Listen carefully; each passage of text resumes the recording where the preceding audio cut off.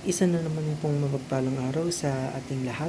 At ako pong muli si Gabriel Santiago from Batch 3. At nais ko pong ulit ibahagi sa inyo ang aking daily devotion for today.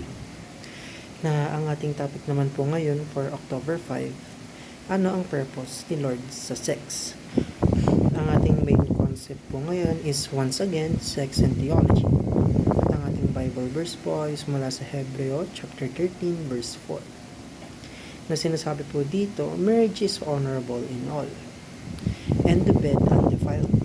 But warmongers and adulterers God will judge. So, sa panahon po natin ngayon, ang topic ng sex ay madalas pong ginagawang biro o pang-entertainment na lang.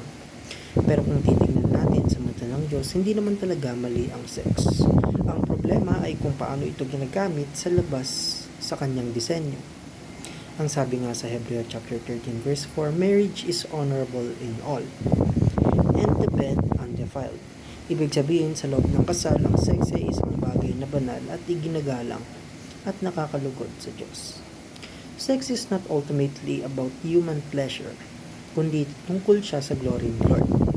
Ginawa niya ito para ipakita ang pag-ibig, katapatan at pagkakaisa sa pagitan ng mag-asawa. Isang larawan ng relasyon ni Christ sa church. Kaya nga ang unang punto natin ngayon ay unang-una, sex is meant to honor its creator. Hindi ito tungkol sa ating sariling kagustuhan lang. Kapag ginagawa natin ito ayon sa kalooban ng Diyos sa loob ng kasal-ina, i-honor natin siya. It's like saying, Lord, I trust your design. I will use this gift the way you intend. Pero kapag ginagamit natin ito sa maling paraan, like premarital sex, lust o kahit porn, dinudungisan natin ang isang bagay na dapat ay sagragado.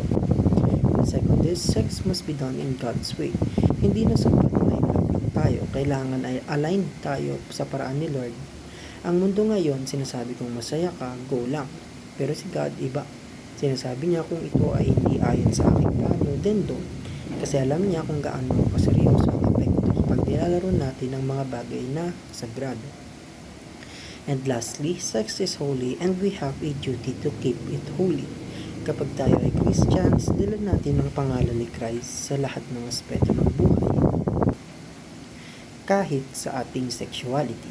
Kaya may responsibilidad tayo na panatilihing banal at malinis ang ating puso at katawan. Hindi lang dahil bawal, kundi dahil gusto nating maipakita ang ganda ng gospel sa pamamagitan ng ating pamumuhay. At hanggang dito lamang po ang aking daily devotion for today at salamat po sa inyong pakikinig.